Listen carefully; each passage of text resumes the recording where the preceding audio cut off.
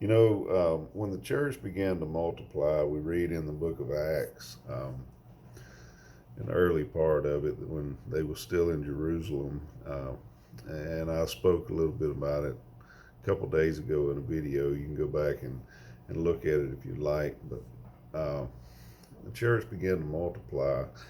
Um, People started getting upset. The people of the temple, the religious leaders of the day, the ones that didn't believe that Jesus was the Messiah. They was trying to hide a lot of things, and they were becoming upset. And there was a guy among them named Saul, and a lot of you already know that Saul's name was changed to Paul. But Saul he was actually one responsible for writing most of the New Testament, the epistles to the churches. You read a lot about him in the latter part of the book of Acts, his missionary journeys and all of that. But in chapter 9 of Acts, it talks about his conversion, how he was converted. And can you imagine a stone cold killer? People who, a guy who was persecuting people, killing people, a murderer. Jesus met him on the road to Damascus as he was going about his business to do that very thing, persecuting the church. And Jesus asked him, he says, "Well, why are you persecuting me, Saul?"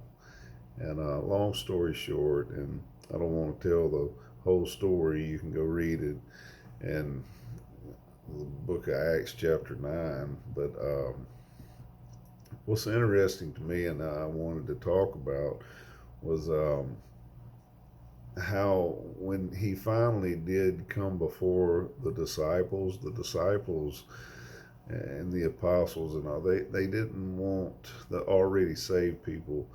They didn't want anything to do with him. They were scared of him, and they had reason to be scared of him. I guess you can imagine somebody like that. Imagine your church being persecuted. Somebody close to you was actually killed by this guy, but the Lord saved him, and he comes into your circle, and you're just kind of left speechless, left scared, left unsure.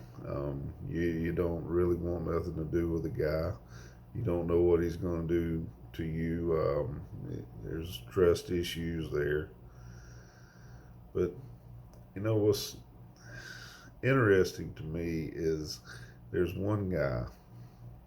In verse 26 of chapter 9, it says, "And when he came," speaking of Saul, aka Paul, when he came to Jerusalem, he attempted to join the disciples, and they were all afraid of him, for they did not believe that he was a disciple.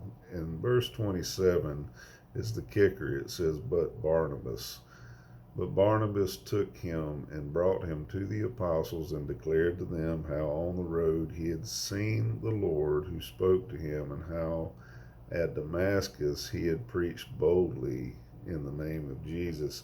You had one man that believed that he was saved, one man that saw these things, one man that trusted in God, one man that was there to encourage him. As a matter of fact, Barnabas actually means son of encouragement. But I said all that to say this. Sometimes it just takes one person. It takes one person on your side, and a lot of times that's difficult to find. That one person.